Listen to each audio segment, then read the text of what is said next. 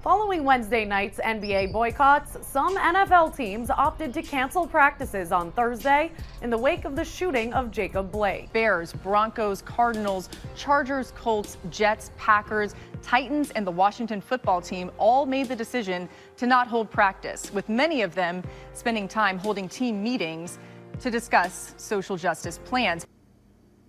We're just kind of in that process right now, just trying to, come up with a plan and just trying to do something to bridge the gap, or at least change the narrative, of how things or how African Americans are viewed, in the world, in society. I've been in the same situation, similar situations. When I was in college, I was pulled over, numerous amount of times just because of the car I was driving, and obviously, because I was being stereotyped. I didn't commit a crime at all. But, I had drug dogs pulled on me, had to get out the car, you know what I'm saying? So when I see those images of, things like this continuing to happen, it just always, reminds me of my situation that I was in personally. Yesterday was the first time I've seen guys as really affected as they were. Some guys shed tears. And me personally, I'm hurt by the whole situation. I'm an African-American man, and that easily could have been me. As soon as I walk out of one Jets drive, I'm just another black man. And I don't know how the cop is going to see me. I have dreads and tattoos, and I'm bigger than the average male, but I don't know how that cop is going to view me and the attitude and aggression he's going to give me. So this is definitely something that I don't want, and a lot of my brothers in the locker room, we don't want swept under the rug. We don't want to just this is not a one-day topic or when it happens, we need to talk about it. This is something real in our community that we're dealing with, and I'm going to deal with the rest of my life, and my kids are going to deal with. I think for all of us, this is a great opportunity to educate ourselves and understand where people are coming from. And it was a great opportunity these last couple of days for me to sit back, listen, educate myself, and understand where my teammates are coming from on these issues. And I'm right there with them, and I feel their pain. And I'm going to do everything that I can. We, as a Jets organization, are going to do everything that we can to help out. In lieu of practicing on Thursday, the Jets players and organization took the day to discuss ways we can affect change in our community. Ways we can affect change in our community. We are using this moment to focus on social injustices. That are devastating families and people across the country. It is important we use this time to understand, educate, and effectuate change. Our purpose is to spur action. We support other leagues and teams that are doing the same. And call on those sitting on the sidelines to join us in creating change in our country. Enough is enough. Enough is enough. Enough is enough. The time is now. We need to do this together. Together. Raise the standard. We will turn these words into actions. Enough is enough.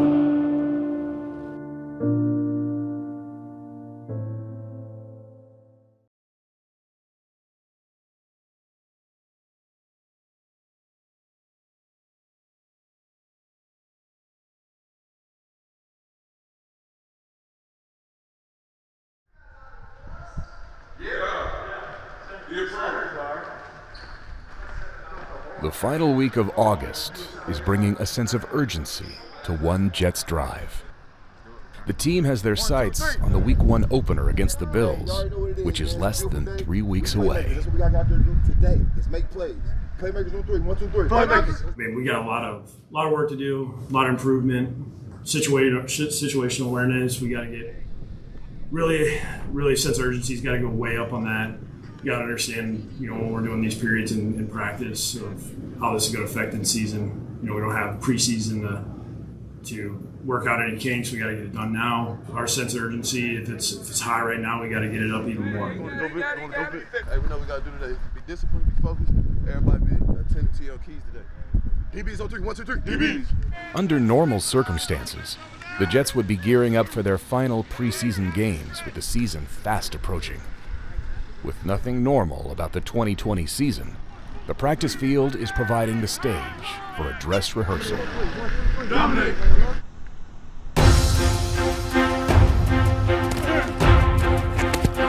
Obviously, some things showed up that we have to get fixed. We have to get fixed quickly. this was a good step for us, and without having preseason games, we have to really dial in and make sure that we do a great job in all the practices until our next scrimmage.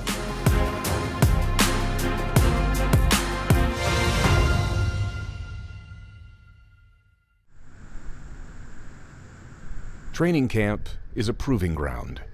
In an unprecedented camp with no preseason games, what you give on the practice field will be the ultimate decider.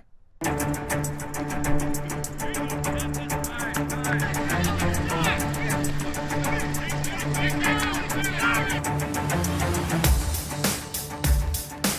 the receivers' room, it will be a blend of old and new faces.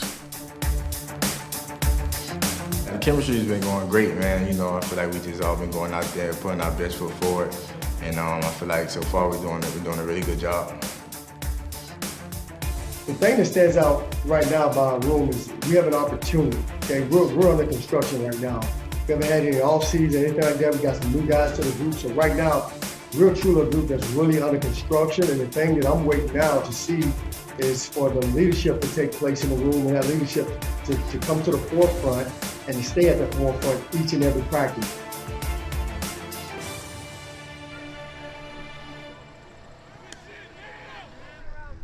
Breshad Perriman hopes to emerge as a leader in the Jets' receiving room.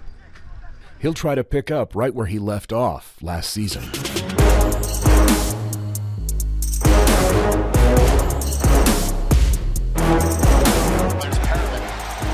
Perriman bouncing off a defender and getting towards midfield. Looking in the corner. It's gone! Touchdown, Perriman!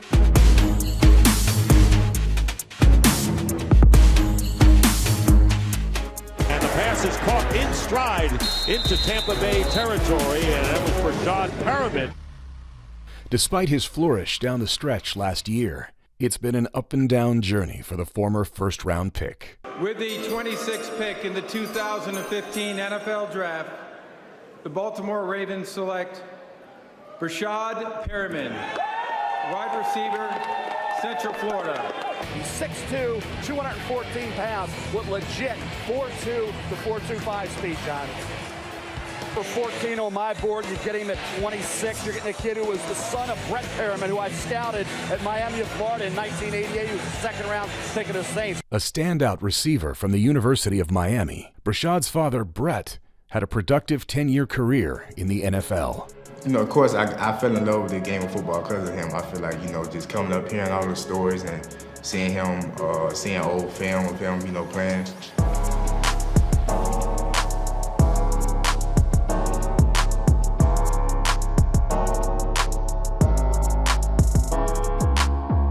I kind of want to be, you know, the same way. Like, I want to have the same, you know, kind of story to my kids, you know, how good I was in the game, and I played at the highest level, and I played, you know, killing it at the highest level as well. He was hard-nosed for the most part, you know. He was like a perfectionist. Like, he wanted me to be perfect at everything, no matter what drill, no matter what it was, you know, whether it's football, whether it was track. He wanted me to do it to the best of my God-given ability. And I feel like it molded me to the person I am today. In 2016, Brett Perriman suffered a brain aneurysm. Perriman was rushed to the hospital. First responders, doctors, and nurses jumping into action to save his life. Now, 12 months later, he and his family get to say thank you at a banquet, reuniting the patients with the medical staff that saved them. Still, he doesn't get to attend many of his son's games due to his deteriorating cognitive ability caused by dementia. It was tough. It's still tough to this day. But, you know, at the same time, I just look at it in a positive way. You know,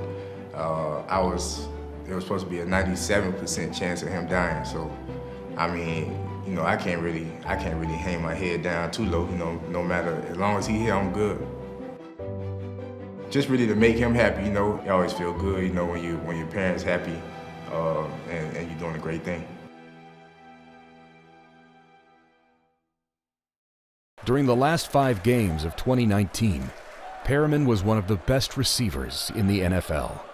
but he saved his best performance for Detroit, where his dad shined for 6 years. And here is a play action going to the end zone. Touchdown! Breshad Perriman beats his man and gets in for the touchdown to give the Buccaneers the lead. That was definitely a special game going back to, his neck of the woods where he played at. Winston will flip it and it'll be caught by Perriman, who goes into the end zone for the touchdown. Rashad Perriman with his second touchdown catch of the game. I just remember him, he was just saying how proud of me he was. He really expected me doing that, time and time again, which I expect the same for myself. For his third touchdown play of the game, Breshad Perriman, whose father played for the Detroit Lions, has got to be thinking of his dad.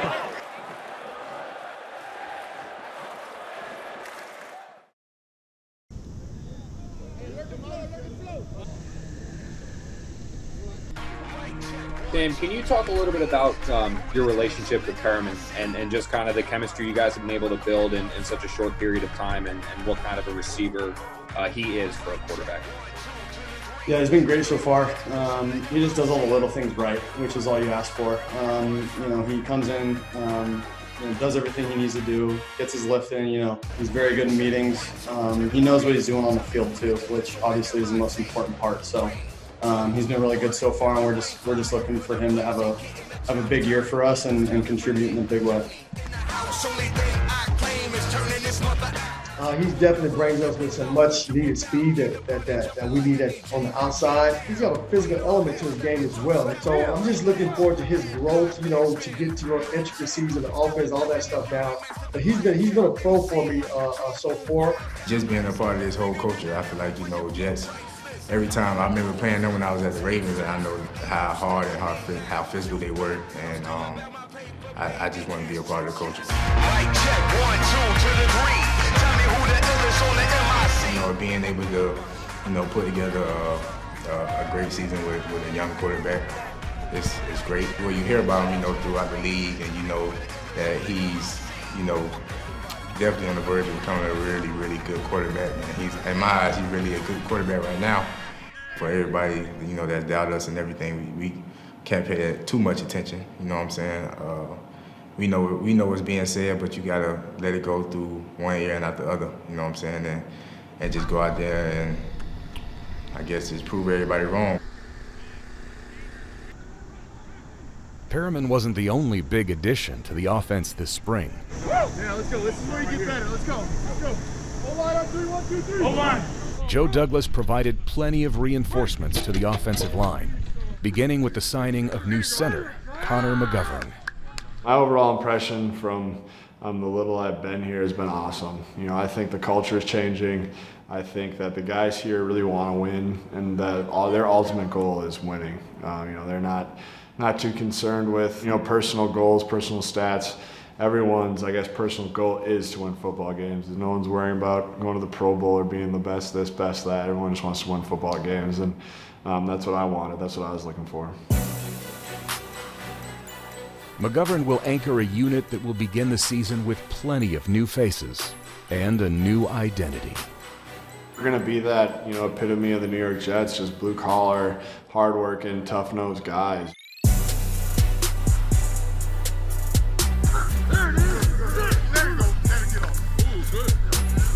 We want to be able to run the ball. We have to protect Sam. We got to protect Sam, and I think we're going to do a good job of that. It's going to be some tough-nosed football, no complaining, none of that, and just getting after people. And I'm excited about it. I think we got a tough starting five, and I'm excited. Just because of the fact that, all right, it's 5 new guys, and it's kind of hard to mesh 5 new guys in, right? But even when I watch doing the walkthroughs, right, and I'm watching the team, these guys, you can literally tell, those guys got a chip on their shoulder too. It's we hear y'all saying we're not gonna be able to gel because we're all new together. So it seems like those guys have a little chip on their shoulder, we're gonna make it work. I think just that cohesion, I think getting all the little stuff, it's hard. OTAs is when you normally knock that rust off. We gotta do that in camp. It was nice having kind of all new guys because we gotta make our own calls and all that kind of stuff because nobody had leftover ones from the year before or anything. I think we've done a really good job with the 5 of us knowing we're a new crew and doing what we can to get as close as we can to have a great year. Building chemistry as an offensive line is just one part of the job for McGovern. It's also his first year working with quarterback Sam Darnold. As training camp winds down, McGovern has been impressed with the 23-year-old signal caller. You would never guess that he's as young as he is. He's definitely maturing, and I think he's really coming into his own. He's out there with confidence. He looks like, he's been around the block a few times. He's not, doing stuff that you'd be like, starting quarterback shouldn't be worrying about that. Or he's coming out, he's doing what you'd expect a starting quarterback in the NFL to do, a prime quarterback. He's a freak athlete. He's probably the most athletic quarterback I'll have played with, it's fun to see. It's a little different when he does have that ability to escape the pocket. He does have that ability to really extend the play. It's fun to see because he'll make a throw, he makes it look effortless, but it's a magnet throw. So it's been fun to watch. I'm excited to play with him. For McGovern and the rest of the 2020 Jets, the battles on the practice field, one Jets drive, have prepared the team for the long road ahead this season. Being competitive with each other has been huge this camp, especially since there's no preseason games. I think this team's taken every day as serious as they possibly can. There hasn't been any days where I felt like we wasted. I think we brought it every day. Some days we don't win the day, but we got better. We're going to learn from the mistakes that made us not win the day and move on. I think it's competition breeds competition, and it makes us want to get better. And I think we're set up to have a very successful year.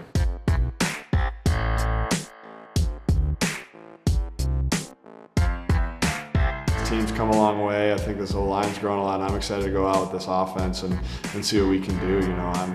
I feel really good about it. I feel like we got all the weapons, we got everyone in the right spots. We know what we're doing, and I'm really excited about it.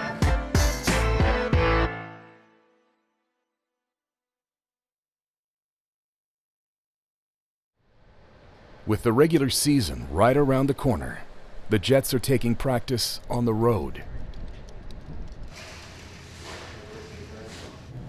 Dressed in their Sunday best, the team is using their home turf to tune up for the regular season.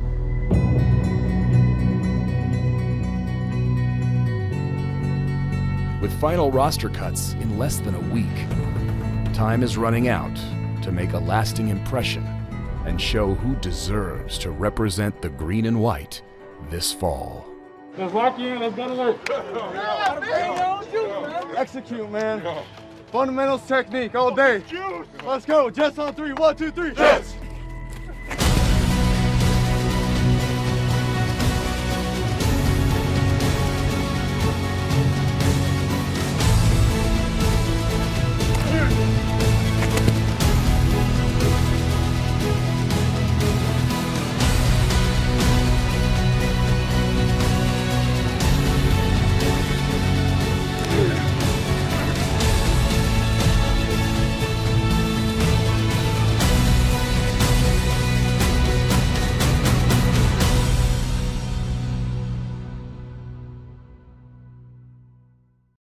Stay locked in, man. We're starting to get healthy. Guys are coming back. All right, right at the right time. Okay? Just stay with it, man. Hey, Jets on 3, 1, 2, 3, Jets. Coming up next week on One Jets Drive. I remember grabbing my knee. I wasn't thinking too much of it until I got up and started walking. That's when I was like, dang, I think I messed something up. Year 6, and be done. And I can't go out like that. So just made it a motive to make sure I'm back and show people that I'm still the same player that I was before. I really feel there's a lot of people that are pulling in the same direction, that are hungry for a championship. We feel like we have a foundation of the right type of players and the right type of people that can springboard us into the future.